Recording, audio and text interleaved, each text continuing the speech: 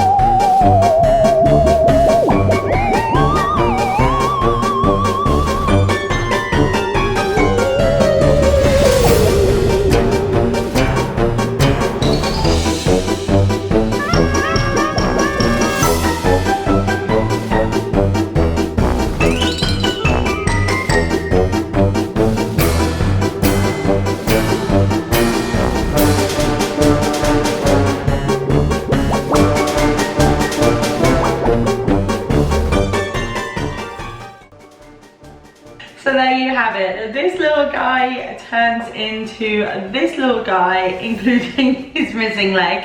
And I hope you've enjoyed them. As you can see, piping is not my forte. It never was with cakes, and I don't profess to be one of these amazing cookie decorators that you see all over the internet. However, if you're not a fan of using a piping bag and a nozzle, most supermarkets do stock icing in tubes that you could use to write and do his little skeleton bones as well. Top tip, if you don't press hard enough with this dude on the cookie dough before you bake it, the pattern when you bake can disappear. So when they come out of the oven and they're still nice and soft, if you just give him a gentle push down on the baked cookies before they cool, you'll get more of an embossed imprint for you to pipe on as well. If not, just freehand it. Anything goes, he's dead after all. That's terrible. He's not gonna feel it. Even the bit that's fallen off. So if you have enjoyed this video and want to give the Gingerbread men a go, I'll pop all the ingredients and the recipe in the description box below. I'll also post a link to the original recipe on the blog, so you've got that there. And if you've got any comments or questions or anything that you love to make for Halloween, then drop me a message in the comments box. I'm more of not a scary Halloween person. I went to Disney for Halloween and avoided Universal, and went to Mickey's Not So Scary Halloween Party instead, which is more my cup of tea.